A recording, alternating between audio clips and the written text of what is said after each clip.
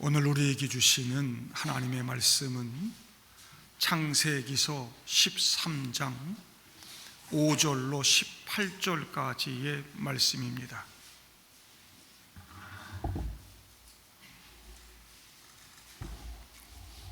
창세기 13장 5절부터 18절까지입니다.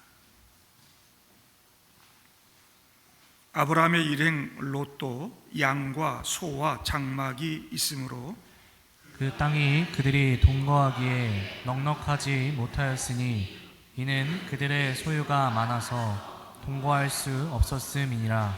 그러므로 아브라함의 가축의 목자와 롯의 가축의 목자가 서로 다투고 또 가나안 사람과 브리스 사람도 그 땅에 거주하였는지라.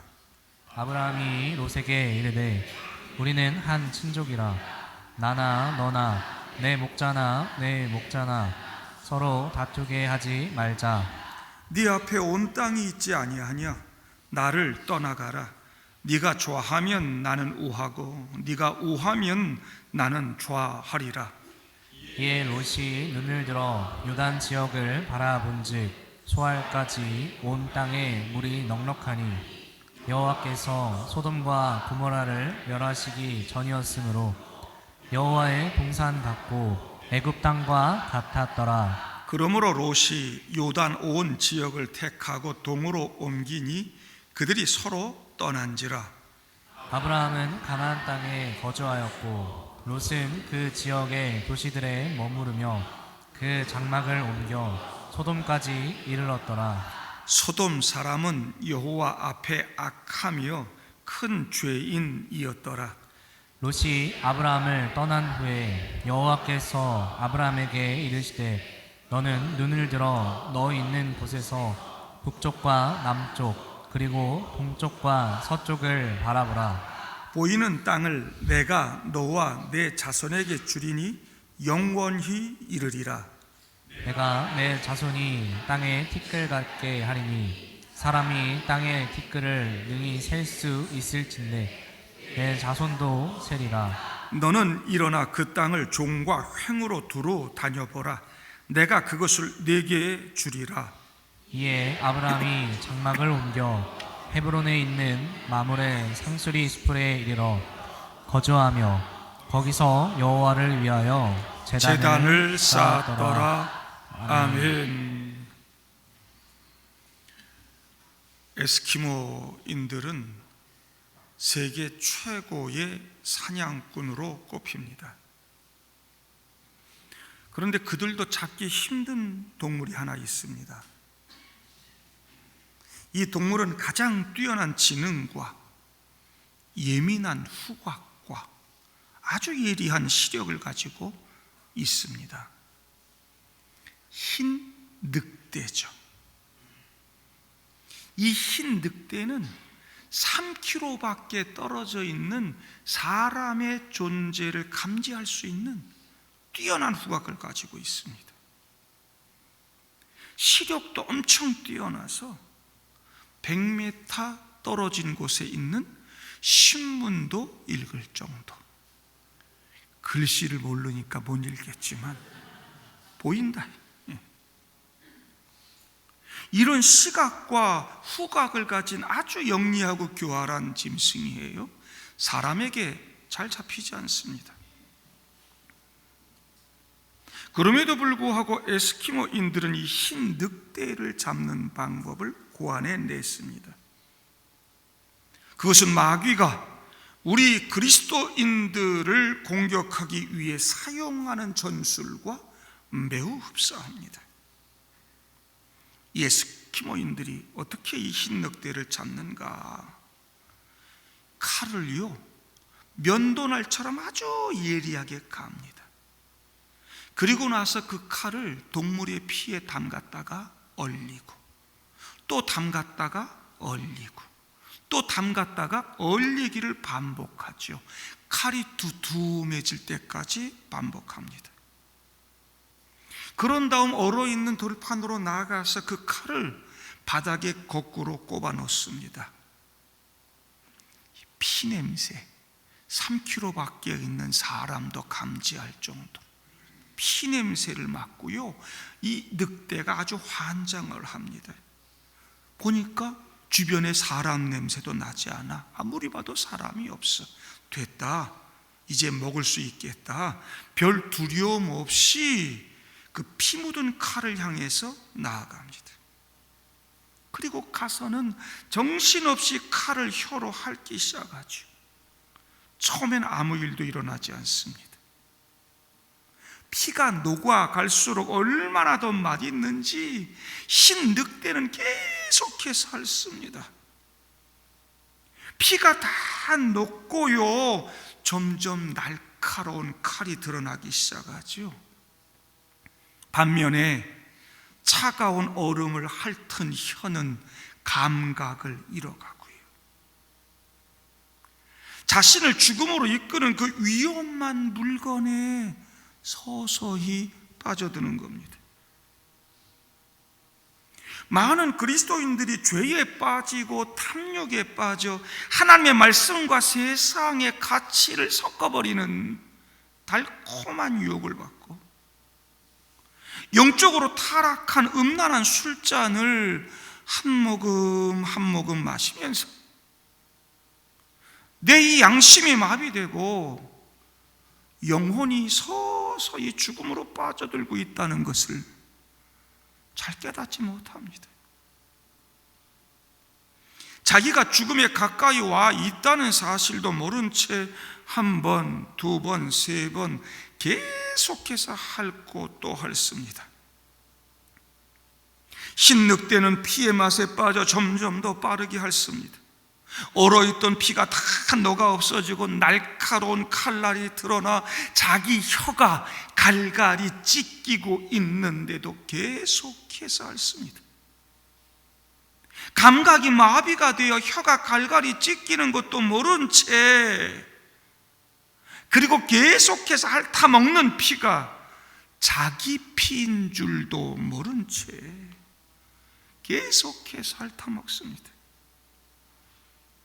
실컷 먹고는 돌아가다가 얼마 가지 못해서 쓰러지고 사냥꾼에게 잡히고 맙니다.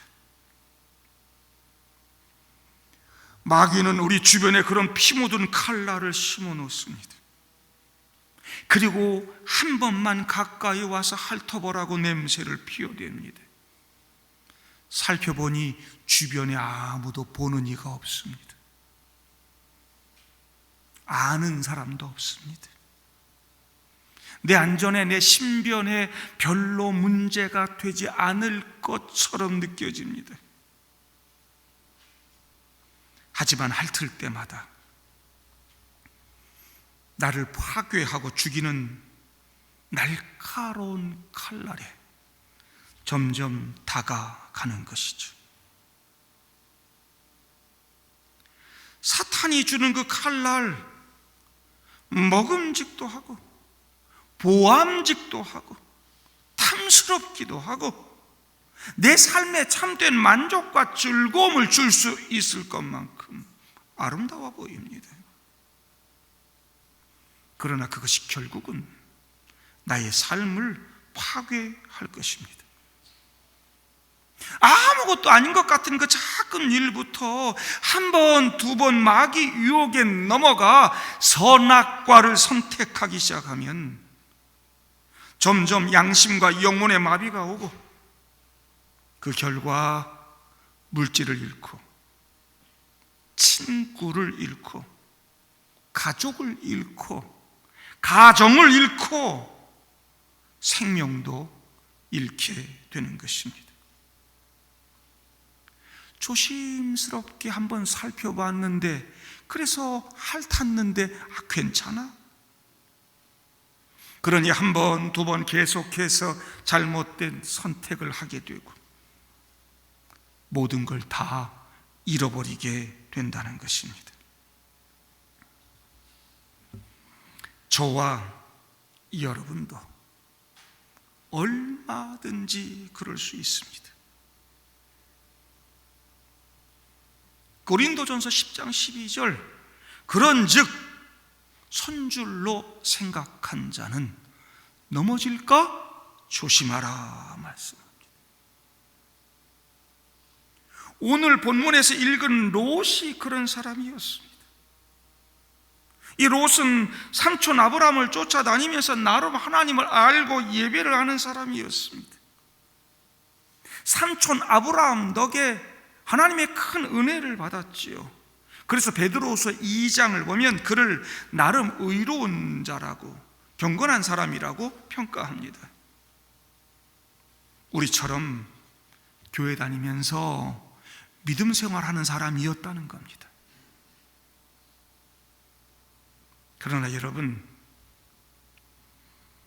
내가 은혜를 좀 알고 내가 나름 의롭다고 생각하고 뿌듯해하기 시작하면 서서히 영적 감각이 둔감해지고 마귀 유혹에 넘어가기 시작합니다. 폴 파월이라고 하는 분이 이런 말을 했습니다. 교만은 너무도 미묘해서 조심하지 않으면 나의 겸손을 자랑스러워하게 될 것이다. 여러분, 나의 겸손을 자랑스럽게 여긴다. 나의 겸손을 자랑한다. 여러분, 그때부터는 겸손이 아닌 것이죠. 그렇게 되면 나의 선함이 악함이 되는 것입니다. 나는 내가 그런 줄 잘 모릅니다. 나는 내가 겸손하다고 생각하고 내가 옳다고 생각하지. 그러나 여러분, 저와 여러분 모두가 선악과를 따먹은 아담과 하와의 후예들이라는 걸 결코 잊지 말아야 됩니다. 우리 속에는 여전히 탐욕과 욕망과 교만이 늘 살아서 꿈틀거린다는 거죠. 아브라함이 하나님을 선택하고 다른 것들 다 버리고 말씀 하나 붙들고 가나안 땅까지 잘 왔는데, 그 땅에 기근이 시작되니까 자기 재산 지키겠다고 하나님 말씀도 없는데 하나님께 묻지도 않고 애굽으로 내려갔다가 큰 위기를 만났다고 하는 것, 우리는 말씀 보았습니다. 세상이 나의 생존을 책임져 줄 것이라고 믿고 어리석게도 세상을 선택하고 그리로 가지만 세상은 오히려 나의 것을 다 빼앗아갈 뿐이라는 거 우리는 배웠습니다. 다행히 하나님이 개입하셔서 아브라함이 큰 위기를 극복하고 오히려 복을 받아서 큰 부자가 되어 가축과 은과 금이 풍부해졌어요. 조카 롯도 같이 거부가 됐어요. 두 사람 모두 양과 소가 엄청 늘어나다 보니까 목초지가 부족해요. 더군다나 그 땅에는 아직까지 가나안 원주민들이 함께 살고 있었더라. 그러다 보니 아브라함의 목자들과 롯의 목자들이 서로 다투기 시작합니다. 그들이 거주하던 땅이 너무 비좁아. 그러니까 아브라함이 롯을 부릅니다. 롯아, 우리는 친족 아니냐? 너나 나나 네 목자나 내 목자나 서로 다투게 하지 말자. 9절 보면 네 앞에 온 땅이 있지 아니하냐? 나를 떠나가라. 네가 좌하면 나는 우하고 네가 우하면 나는 좌하리라 그럽니다. 그러니까요, 10절에 보면 롯이 눈을 들어 땅을 쭉 살펴봅니다. 그런데 요단 지역 바라보니까 소알까지 온 땅에 물이 넉넉해. 얼마나 풍요로운지 여호와의 동산 같고 뭐 같았더라? 애굽 땅과 같았더라 그럽니다. 물이 얼마나 넉넉하고 땅이 비옥한지 여호와의 동산 같아. 애굽 땅과 같았더라. 성도 여러분, 애굽 땅과 같았으면 보지 말아야지. 애굽 땅과 같았으면 가지 말아야지. 바로 조금 직전에 아브라함이 애굽 땅 좋아서 갔다가 다 뺏길 뻔하고 얼마나 큰 위기를 경험합니까? 자기도 같이 갔다가 다 교훈 받은 거 아닙니까? 근데 그 땅이 좋아 보여. 눈을 들어 겉모습만 보고 있는 것이죠. 그냥 거기 양, 소 다 끌고 가서 정착하고 살기만 하면 될 것 같아. 그러면 애굽 땅처럼 아주 풍요롭고 넉넉한 땅, 거기서 큰 부자가 될 것 같아. 근시안적인 선택을 하는 것이죠. 육신의 선택을 하는 거예요. 좀 더 멀리 좀 13절 말씀 볼 수 있어야 되지요. 13절에 뭐라고 그럽니까? 소돔 사람은 여호와 앞에 악하며 큰 죄인이었더라 그랬어요. 그 땅이 소돔 땅이라. 여호와 앞에 악하며 큰 죄인이었더라. 가지 말아야지. 그런 영적인 안목이 아니라 인간의 욕망을 따라 선택했습니다. 우리는 살아가면서 돈이나 자리나 직업이나 우리 인생에 있어서 정말 중요한 선택을 해야 할 때가 많습니다. 대부분의 사람들이 롯처럼 근시안적인 선택을 하죠. 육신의 선택을 하죠.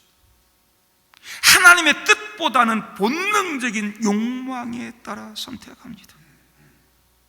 피에 굶주린 흰 늑대처럼 이 롯이 중요한 선택을 해야 할 때 자신의 욕망이 자신을 지배하도록 내버려 둡니다.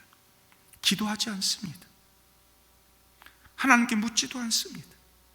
하나님의 인도를 구하지도 않습니다.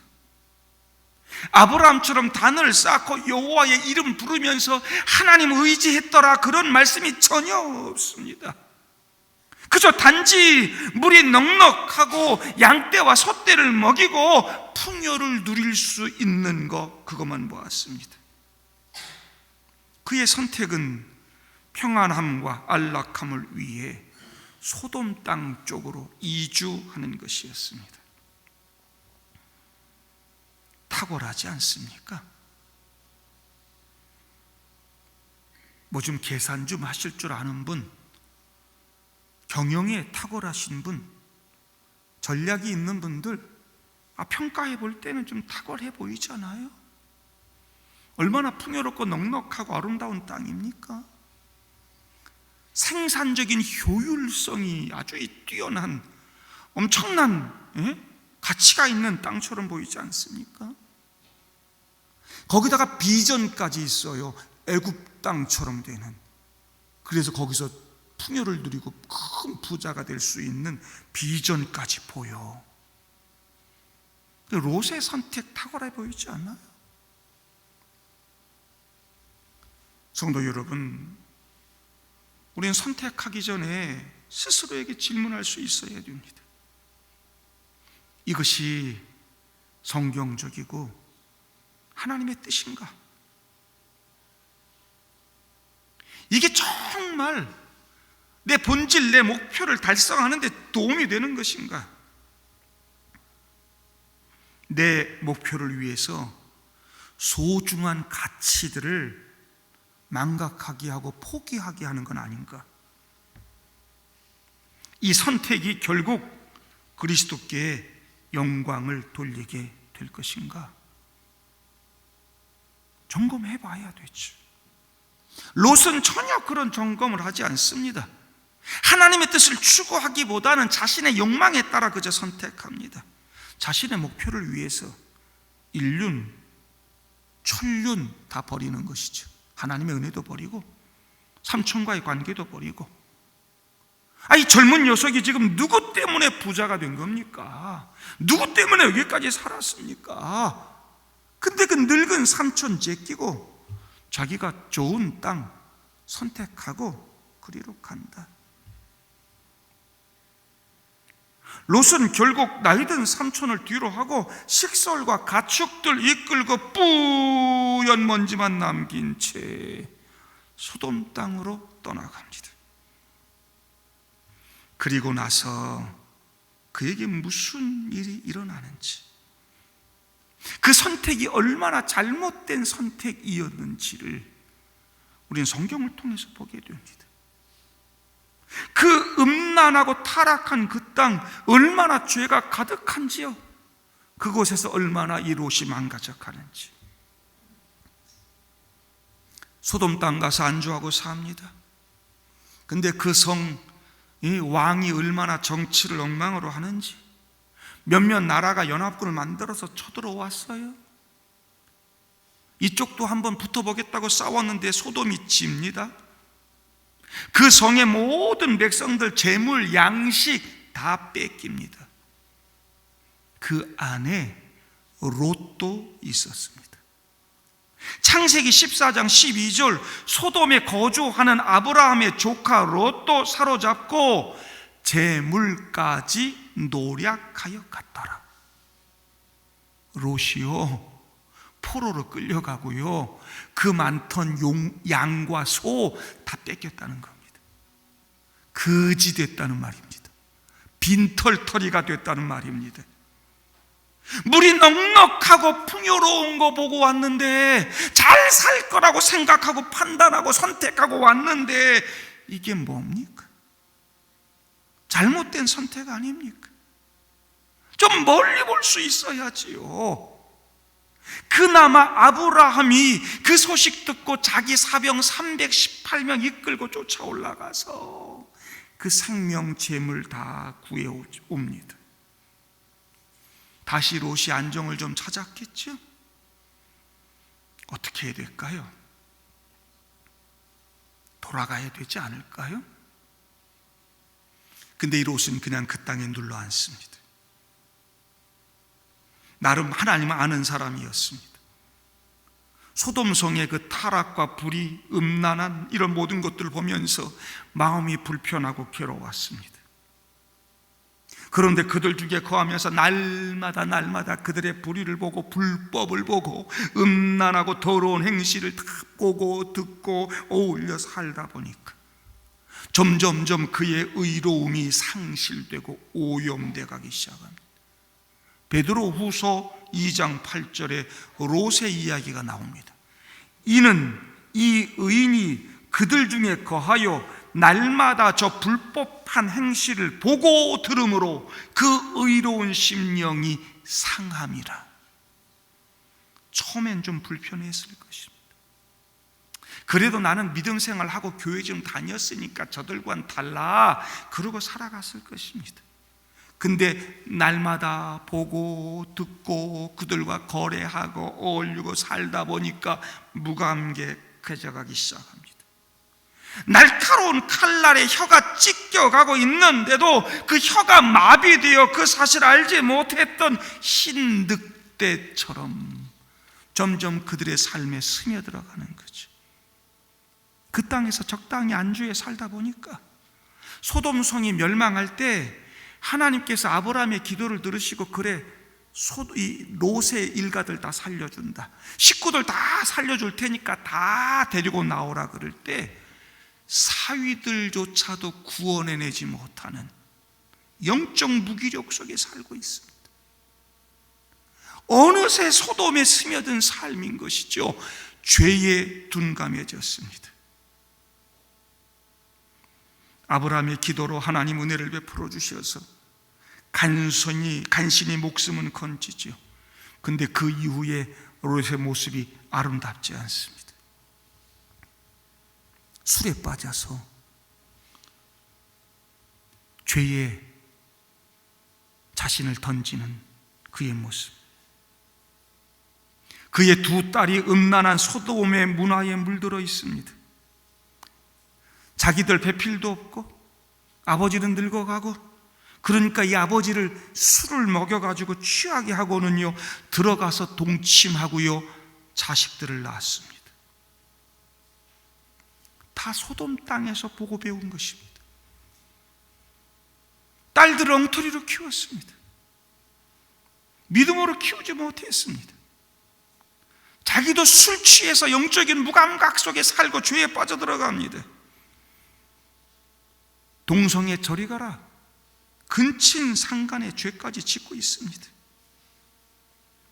여러분, 우린 날마다 온갖 종류의 사탄의 유혹과 모든 시험에 빠져들고 죄를 짓습니다. 이 땅에 살아가면서 점점 둔감해지지요. 탐욕의 땅, 세상의 땅, 소돔에 스며든 삶을 살아갑니다. 눈에 보기 좋다고 선택하고 가서 살고 더불어 같이 어울려 사는 동안 알게 모르게 똑같은 죄 짓고 삽니다. 성도 여러분, 우리가 살아가는 이 땅이 불편하십니까? 살기 힘드십니까? 타락한 이 세상 문화 때문에 힘든 게 아니고 돈 없어서 힘든 거지 뭐. 그들하고 어울려 살아야 되는데 여러분, 정말 구별된 삶을 삽니까? 불과 몇십 년 전만 해도 상상할 수 없는 일들이 벌어지고 있지 않습니까? TV를 켜고 유튜브 켜고 한번 보십시오. 마귀의 문화가 얼마나 많이 들어가 있습니까? 이제는 동성애 코드가 없으면 드라마가 만들어지지 않습니다. 드라마에 동성애 얘기 안 나오는 드라마는 한 개도 없습니다. 마약과 폭력과 이런 것들이 어린 학생들 다니는 학교에까지 침투하고, 마지막 영적으로 거룩한 정말로 하나님의 나라를 지켜낼 이 교회 안에까지도 침투하고, 처음에는 불편했을 것입니다. 근데 적당히 어울려 살다 보니까 그냥 그러려니 여기고 삽니다. 똑같이 소돔처럼 되는 것이죠. 죄는요, 내가 생각하는 것보다 나를 더 멀리 데리고 갑니다. 내가 머무르려고 했던 것보다 나를 더 오래 머물게 합니다. 내가 생각했던 대가보다 더 많은 대가를 지불하게 만듭니다. 요 정도면 내가 컨트롤할 수 있겠지라고 생각하지만 다 빼앗기게 됩니다. 한순간의 잘못된 선택 때문에 그저 눈에 보기 좋은 대로 선택해서 롯은 엄청난 대가를 치릅니다. 재물 다 잃어버립니다. 엄청난 부자였습니다. 여러분, 재물이 굉장했습니다.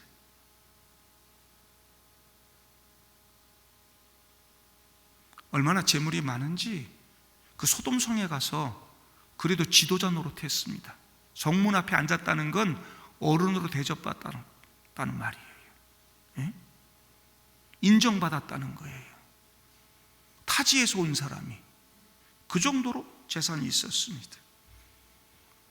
다 잃어버렸습니다. 그가 가진 집 다 불타서 없어졌습니다. 아내를 잃었습니다. 하나님의 은혜로 소돔에서 나올 때에 식구들에게 절대로 뒤돌아보지 말라 그랬습니다. 근데 롯의 아내는 소돔 땅이 안타까워. 거기 두고 온 재산이 너무나 아까워. 이 롯의 아내는 세상을 사랑했습니다. 소돔을 사랑했습니다. 뒤돌아보다가 뭐가 됩니까? 소금 기둥이 되죠. 여러분, 이스라엘 성지순례 가면 사해바다 옆에 소금 기둥 하나 서 있어요. 로제타서. 그게 롯의 아내라고 얘기하더만요. 진짜인지는 모르겠지만 아내를 잃어요. 사위들도 잃었죠. 딸들도 잃습니다. 딸들이 같이 살아나긴 했지만 아버지하고 근친상간하고 이런 딸들이라 할 수 있습니까? 무엇보다 롯은 영적으로 도덕적으로 망가진 인생이 됐습니다. 그의 후손들이 아름답지 못했습니다. 그의 두 딸과 낳은 자녀들이 하나님 나라 이스라엘 나라를 두고 괴롭게 하고요, 지금도 전쟁하고 있는 겁니다. 그렇게 지금도 그 후손들끼리.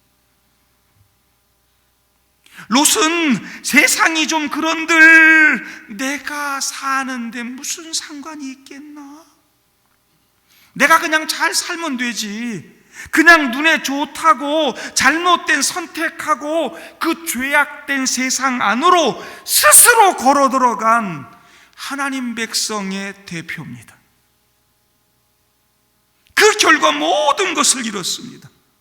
그의 가족과 재산과 믿음을 잃었습니다. 모든 것 다 잃었습니다. 그 잘못된 선택 하나 때문에.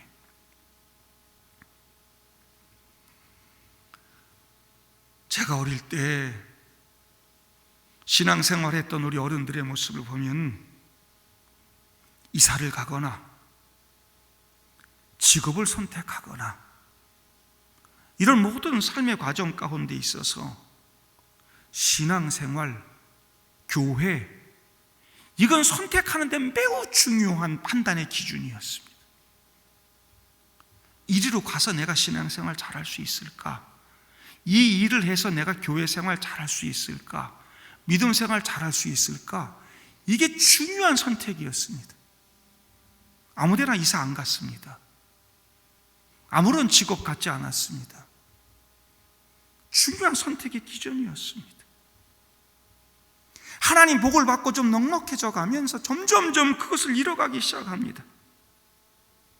지금은 교회, 신앙생활, 이게 우리 삶의 이 선택하는 순간에 중요한 판단 기준이 되지 않습니다. 나 믿음 생활 좀 잘하면 되지 뭐. 교회 열심히 그래 다니면서 하면 되지 뭐. 그러면서 여전히 뭐라고 돼 있어요? 소돔 사람은 여호와 앞에 악하며 큰 죄인이었더라 그랬거든요. 근데 그 범아가리로 그냥 스스로 걸어 들어가는 거지. 먹고 살겠다고, 애굽 땅처럼 큰 풍요를 누리며 살겠다고, 눈에 보이는 것이 좋다고, 나만 좀 바르게 믿음 생활하면 되지 뭐, 그러면서 소돔과 같은 죄악된 세상으로 들어가는 어리석은 사람들 되지 마십시오. 내가 한 발은 그래도 교회 들여놓고 있고 하나님 나라 들여놓고 있잖아. 열심히 먹고 살아야지 뭐, 세상 살기 힘든데 양다리를 걸쳐놓고 위험한 줄타기를 날마다 하고 삽니다. 여러분, 지금 롯이 보여주고 있지 않습니까?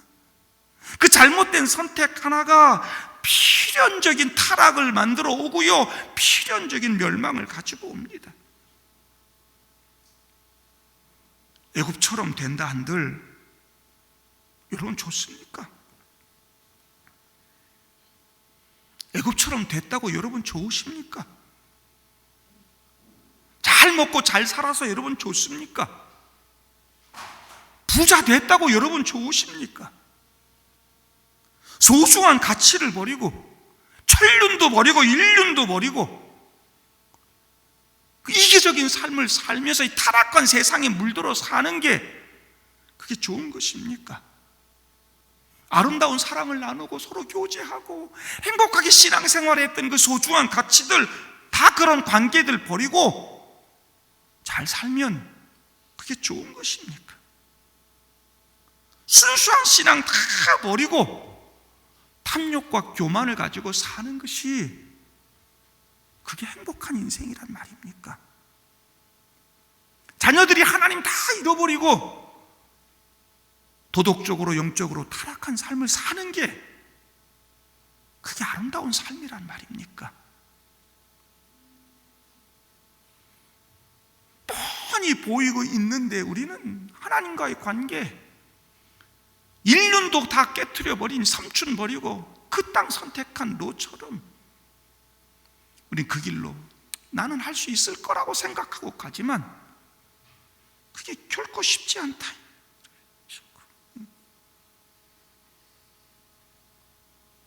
하루에 아침에 일어나서 사과 하나씩 잡수시면 건강에 정말 좋습니다.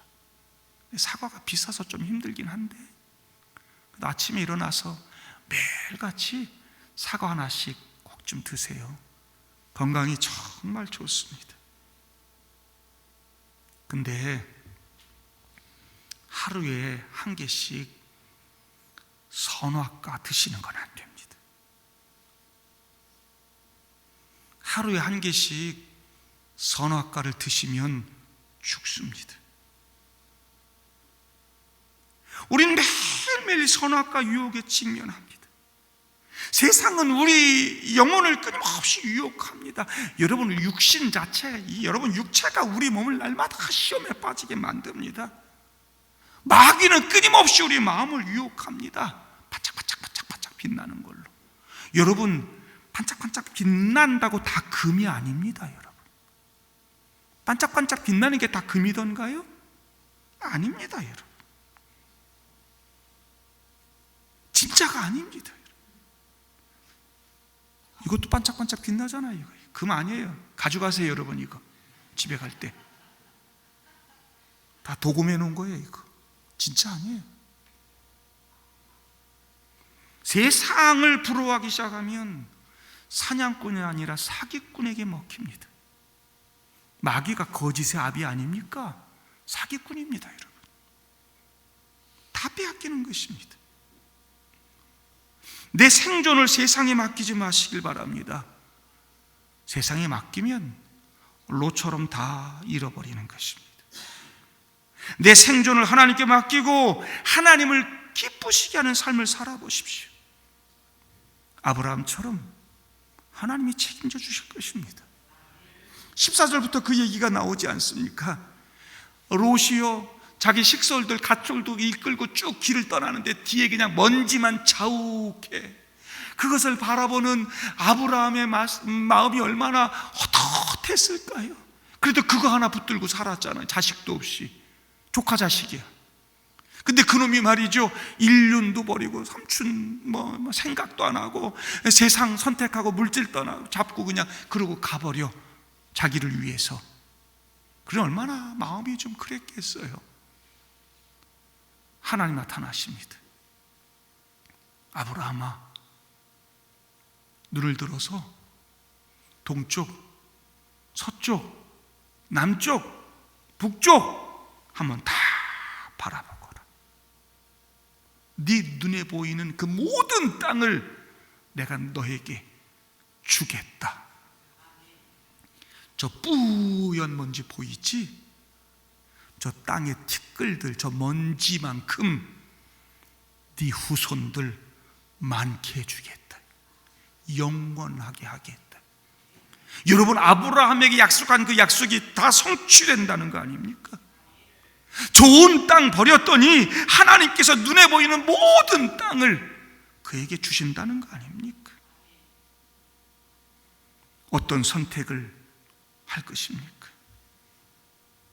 우리는 분명한 선택해야 됩니다. 나 자신과 세상을 위해 살면서 동시에 하나님을 기쁘시게 하는 삶을 살 수 없습니다. 그건 영적으로 불가능한 것입니다. 반드시 한쪽으로 쏠리게 되어 있습니다. 마태복음 6장 24절, 한 사람이 두 주인을 섬기지 못할 것이니 혹 이를 미워하고 저를 사랑하거나 혹 이를 중히 여기고 저를 경히 여김이라. 너희가 하나님과 재물을 겸하여 섬기지 못하느니라. 나는 할 수 있을 거라고 생각합니다. 나 그 길로 가도 하나님 잘 섬길 수 있어. 하나님 사랑하는 내 마음은 변치 않아. 그리고 롯처럼 그 길을 가죠. 절대 그게 안 된다는 겁니다. 쉽지 않다는 겁니다. 지금 한국교회 이 땅의 그리스도인들이요, 소돔 땅에 불덩어리 떨어지기 멸망하기 그 전에 지금 그 중간에 있는 것입니다. 점점점 무감각해져 갑니다. 하나님을 경히 여기기 시작합니다.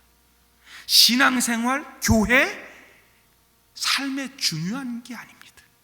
내 삶에 별로 있어도 되고 없어도 되고. 하나님도 그렇죠. 말씀도 그래요. 그냥 적당히 교회 다니면 되지 뭐. 이런 게 돼버렸습니다. 옛날에 안 그랬습니다.